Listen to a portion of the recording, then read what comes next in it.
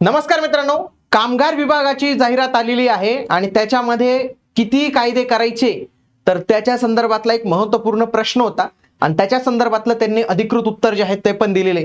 त्यांनी सांगितलेले की आमचा जो टॅब आहे त्यांनी तिथं स्पष्ट सांगितलेले बघा, हा इथं जेवढेही कायदे दिसत आहेत तेवढे कायदे करून टाकायचे. मग विद्यार्थ्यांच्या मनात प्रश्न होते की सर मी जर 4 नंबरला गेलो तर मला इथं 52 कायदे दिसतात, तर मी एवढे 52 कायदे अभ्यासायचे का? याच्यापेक्षा मी लॉलाच ऍडमिशन घेऊन टाकतो, ते लॉची डिग्री पण होऊन जाईल आणि लॉचं पण हे होऊन जाईल काहीतरी. तर असे विद्यार्थ्यांचे बरेच प्रश्न होते. तर त्यांच्यासाठी हा डेडिकेटेड व्हिडिओ आहे की खरंच 52 करावे लागणार आहेत का, किती करावे लागणार आहेत, कोणते कायदे करायचे, कसे करायचे, स्मार्ट अप्रोच कसा वापरायचा मित्रांनो. तर त्याच्या संदर्भातली मी संपूर्ण माहिती तुम्हाला सांगणार आहे, म्हणून तुम्ही हा व्हिडिओ शेवटपर्यंत पूर्ण बघायचा आहे. आणि या कामगार विभागाचे एक दर्जेदार कर्मवीर कायदे बॅच जे आहे तर ते आपण लॉन्च केलेले लाईव्ह स्वरूपाचे लेक्चर्स सुरू आहेत. सध्या लेबर कोड चालू आहेत, बाकीचे कायदे लवकरच कव्हर केले जाणार आहे. सोबतच याच्यावर 25% डिस्काउंट आहे, पण हा डिस्काउंट तुमच्या माहितीसाठी फक्त 2 दिवस जे आहे तर तो ऍक्टिव्ह राहणार आहे. नंतर तुम्हाला पुन्हा याची जी मूळ प्राइस आहे तर ती द्यावी लागणार आहे. तर ज्यांना जॉईन करायची असेल, अभ्यास करायचा असेल तर त्यांनी ही बॅच नक्की जॉईन करावी. तुमचे जे 40 प्रश्न 80 गुण असणार आहे त्या सर्वच्या सर्व या बॅच मध्ये तुमचे कव्हर होतील. इग्नाइट अकॅडमीचे ऍप्लिकेशन डाउनलोड करून तुम्ही या बॅचला एनरोल करू शकतात. तसेच हा नंबर आहे, काही प्रॉब्लेम आल्या तुम्ही यांना कॉल करू शकतात. वेबसाईटवर तर गेले तर इथं डायरेक्ट 52 आकडा दिसतोय. तर बरेच विद्यार्थी कन्फ्युज आहेत की सर एवढे कायदे कशाला करायचे. तर त्यांच्यासाठी एकदम स्मार्ट अप्रोच जे आहे तर ते मी सांगणार आहे. बघा, सगळ्यात आधी तुम्हाला माहिती असेल की केंद्र सरकारकडून 4 वेगवेगळे लेबर कोड्स आलेले होते. पहिला लेबर कोड होता कोड ऑन वेजेस, पगारासंदर्भातला होता, वेतनासंदर्भातला. Industrial relation code 2020, code on social security 2020 आणि occupational safety health working and conditional code. याला कायदे न म्हटल्या कोड का म्हटलंय मित्रांनो, कारण की ज्यावेळी विविध कायदे एकत्र करून काम केलं जातं तर त्यावेळी कोड असं नाव दिलं जातं. तर हा एक संच आहे कायद्यांचा, म्हणून याला कोड असं नाव दिलेलं आहे रॅदर दॅन ऍक्ट असं नाव न देता. बघा, आता या 4 कायद्यांमध्ये जे आहेत तर ना मित्रांनो 29 जुने कामगार कायदे मर्ज करण्यात आलेले. किती? 29 जुने कामगार कायदे मर्ज करून हे जे 4 जे कायदे आहेत ना, 4 जे कोड आहेत तर त्याच्यामध्ये मर्ज करण्यात आलेले आहे. म्हणजे आपलं ते काम जे आहे तर ते वाचणार आहे. म्हणजे इथं जे 52 दिसत आहेत तर ते 52 आपल्याला नाही करायचे, त्याच्यापेक्षा कमी करायचे. आता समजा हा वेतन संहिता कोड ऑन वेजेस कायदा आहे, तर याच्यामध्ये कोणते कोणते कायदे मर्ज झालेले आहेत बघा. वेतन कायदा, पेमेंट ऑफ वेजेस ऍक्ट 1936, बघा हा याच्यात असेल बरं का, मे बी हा 100%. बघा, वेतन संहिता 2019, आता याच्या जागी हाच करायचा आपल्याला. म्हणजे तो आधीचा जो होता तर तो आपल्याला इथं करण्याची गरज नाही. वेतन संहिता इथं दिलेली होती त्यांनी, तर ती करण्याची गरज नाही. पुन्हा किमान वेतन कायदा 1948, बोनस प्रदान कायदा 1965, समान वेतन कायदा 1976. हे कशामध्ये मर्ज झालेत? Code on wedges act. Code on wedges मध्ये ऑलरेडी मर्ज झालेत, म्हणून डबल अभ्यास करण्याची आपल्याला गरज पडत नाही. इव्हन तो यांच्या वेबसाईटवर पण हा दिलेला बघा, समान वेतन अधिनियम 1976, किमान अधिनियम 1948. तर हे जे कायदे आहेत ना मित्रांनो बघा, बोनस प्रदानचा, हे सगळे कशामध्ये मर्ज झालेले आहेत? हे कोड ऑन वेजेस मध्ये मर्ज झालेले आहेत. म्हणजे आपल्याला फक्त एवढा जरी कोड केला तरी आपल्याला हे 4 कायदे आपले कव्हर होऊन जातील. पुढे industrial relations code. Industrial relations code मध्ये 3 कायदे मर्ज करण्यात आलेले. त्याच्यामध्ये बघा, trade union act, industrial employment standing order act and industrial dispute act 1947. तर हे 3 कायदे जे आहेत तर ते याच्यामध्ये मर्ज करण्यात आले. म्हणजे ही 3 कायदे पुन्हा आपल्याला अभ्यासाची गरज पडत नाही. त्याच्यानंतर सामाजिक सुरक्षा, सोशल सिक्युरिटी कोड, याच्यामध्ये जवळपास 9 कायदे मर्ज करून टाकलेत मित्रांनो. बघा, कर्मचारी नुकसान भरपाई, बघा प्रसूती रजा कायदा, ग्रॅज्युइटी, सिने कामगार, इमारती कामगार बांधकाम उपकर कायदा 1996, असंघटित कामगार सामाजिक सुरक्षा 2008. तर एवढे सर्व कायदे जे आहेत ना तर ते याच्यात मर्ज करून टाकले आहेत. मग हा डबल अभ्यासाचा तो तर एवढे अभ्यासाची आपल्याला गरज पडत नाही.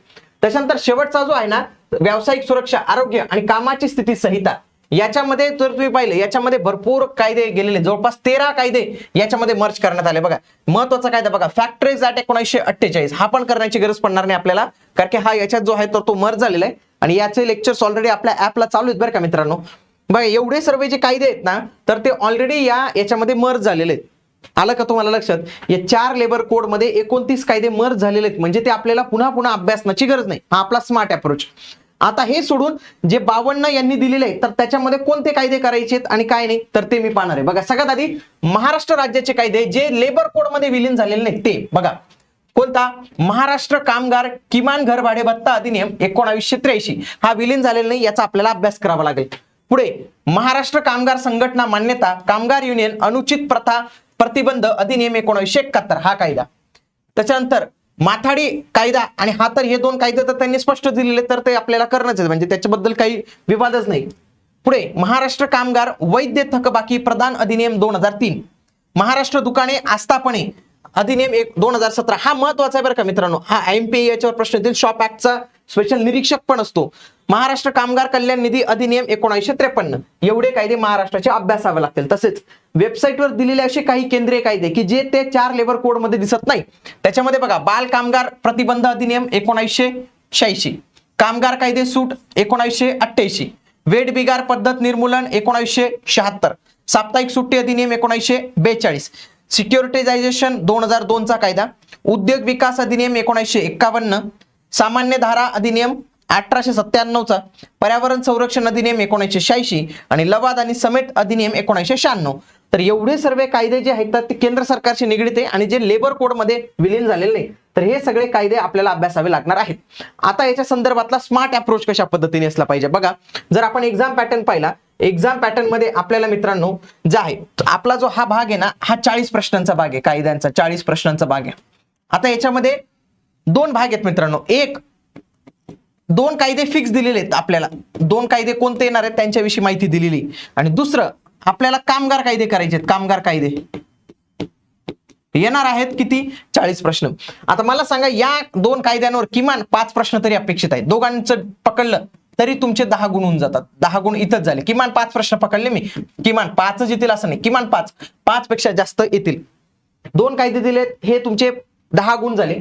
आता याच्यानंतर हा जो आपला 40 प्रश्नांचा जो भाग आहे ना मित्रांनो, याच्यामध्ये आपल्याला जास्तीत जास्त गुण घ्यायचे. याच्यामध्ये आपण 50+ प्रश्न बरोबर सोडवायचे, म्हणजे जेणेकरून आपले हे 100 गुण जे आहेत तर ते होऊन जातील. परत हे 110 गुण आपले इथूनच जे आहेत तर ते कव्हर होऊन जातात. आता 60 पैकी 50 हे मी खूप कमी सांगितलं बरं का, ऍक्च्युली हे जास्त पाहिजे, 55+ जे आहेत तर ते पाहिजे, तर आपल्याला थोडा पार होऊ शकतो. तरी पण मी तुम्हाला मिनिमम सांगितलं. स्मार्ट अप्रोचने काय करायचं, आता जर आपल्याला कायदे माहित नाही की एवढे सर्व कायदे दिलेत आणि एवढं आपल्याला व्यवस्थित वाटत नाही की तुमच्याकडे वेळ नाही, तर हे जे मराठी, इंग्रजी, बुद्धिमापन, GK, अंकगणित हे दिलेलं ना, हे आपलं परफेक्ट पाहिजे.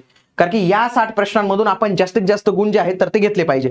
राहिला विषय याच्यामध्ये बघा, हा 1981 चा कायदा आणि 1969 चा कायदा, हे जे आहेत ना हे एकदम प्रॉपर करून टाकायचे, म्हणजे हे डायरेक्ट तोंडपाठ पाहिजे. आता कशा पद्धतीने अभ्यास करायचा आता उरलेल्या गोष्टींचा, तर सगळ्यात आधी काय करायचं बघा. सर्वात आधी तुम्हाला जर आज सुरू करायचं असेल कायदा, तर 4 लेबर कोड करायचे बघा. वेतन संहिता, औद्योगिक संबंध, हे 4 लेबर कोड करायचे. त्याच्यानंतर वेबसाईटवर दिलेले नियम जे आहेत तर ते सध्या वगळून टाका. नियम नका करू, शक्यतोवर सध्या नियम जे आहे नका करू. वेबसाईटवर आहे ना नियम पण दिलेले आहेत, म्हणजे आता आपण एवढे नियम करायला गेलो, सगळं करायला गेलो, नाही होणार मित्रांनो. म्हणजे एक काय असतं माहिती आहे का, एक स्टुडंट अप्रोच असतो. शिक्षक म्हणून मला सांगणं भारी वाटतं, हा ठीक आहे मित्रांनो एवढे कायदे करून टाका, पण मला माहिती आहे की तुमच्याजवळ बाकीचे पण काही कामं असतात. समजा एखाद्याचं ग्रुप बी असेल, ग्रुप सी असेल, तो दुसऱ्या परीक्षेचाही अभ्यास करतो, की त्याला एवढे कायदे करणं आणि एवढ्या कमी जागांसाठी खरंच पॉसिबल आहे का? एक स्टुडंट अप्रोच म्हणून जर मी सांगितलं, तर मी काय करेल मित्रांनो, जर मला अभ्यास करायचा असता तर मी काय केलं असतं, ते 2 कायदे पाठ करेल, हे 4 लेबर कोडचा अभ्यास करेल. त्याच्यानंतर वेबसाईटवर जे नियम आहेत मी गहाळ करून टाकेल. त्यांनी तिथं कायदे म्हटलेले, ऍक्च्युअली नियम पण विचारू शकतात ते, त्यांनी तसं म्हटलेलं नाही, पण मी नियम काढून टाकेल. कारण की मला माहिती आले तर आले, 1-2 प्रश्न आले ते मी सोडून देईल. हा मेन या दोघांमध्ये नसलेले जे कायदे ते मी एकदम चांगले पाठ करून टाकेल. बघा हे कायदे, बघा हे एवढे कायदे आणि हे एवढे कायदे मी व्यवस्थित पद्धतीने वाचून यांचा अभ्यास जो आहे तर तो करून टाकेल. आलं लक्षात तुम्हाला? एवढे सर्व जे कायदे आहेत तर ते मी व्यवस्थित पद्धतीने करेल आणि एवढेच मी कायदे करेल, बाकी काहीच मी अभ्यासणार नाही. कोणी काही म्हटलं की हा येतो तो येतो, तो नियम येतो, हे एवढी करायची काही गरज नाही.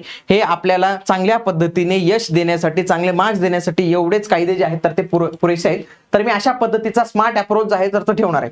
माझा मेन कन्सर्न काय असेल माहितीये का, की नॉन टेक्निकलला मी जास्तीत जास्त गुण घेईल. त्याच्यानंतर माथाडी कामगार आणि सुरक्षा रक्षक कायद्याला मी पैकीच्या पैकी गुण घेईल डायरेक्ट, म्हणजे तिथं एकही माझा मार्क गेला नाही पाहिजे. आणि उरलेले जे मी मेथड सांगितले तुम्हाला, की पहिले हे 4 लेबर कोड करायचे, त्याच्यानंतर हे केंद्रीय आणि महाराष्ट्र राज्याचे उरलेले कायदे जे लेबर कोड मध्ये विलीन झालेले नाही आहेत तर ते सगळे मी करेल. आणि अशा पद्धतीने मी अभ्यास जो आहे तर तो करणार आहे. आता जर वाटत असेल तुम्हाला, 1 मिनिट मी फक्त थोडा बाजूला होऊन जातो आणि तुम्ही याचा वाटल्यास एक स्क्रीनशॉट जे आहे तर ते घेऊन ठेवा, कारण की तुम्हाला हे जे आहे तर ते कामात येईल. मे बी इमेज जर दिसत नसेल,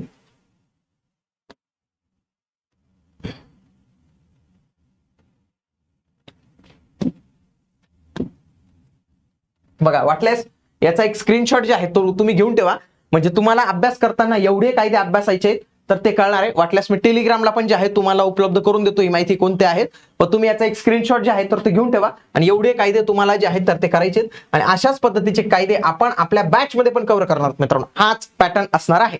ओके, जे 4 लेबर कोड मध्ये 29 कायदे ते आपण घेणार नाही, कारण की ते घेऊन काय फायदा नाही. परत तेवढे कायदे करायचे, हे करायचे. 4 लेबर कोड असतील, महाराष्ट्र राज्याचे कायदे, केंद्राचे कायदे जे लेबर कोड मध्ये नाही, ते सर्व तुम्हाला आपल्या या कर्मवीर कायदे बॅच मध्ये जे आहेत तर ते पाहायला मिळणार आहे. लाईव्ह स्वरूपाचे सर्व लेक्चर्स असतील. इग्नाइट अकॅडमीचं ऍप्लिकेशन डाउनलोड करून तुम्ही या बॅचला एनरोल करू शकतात.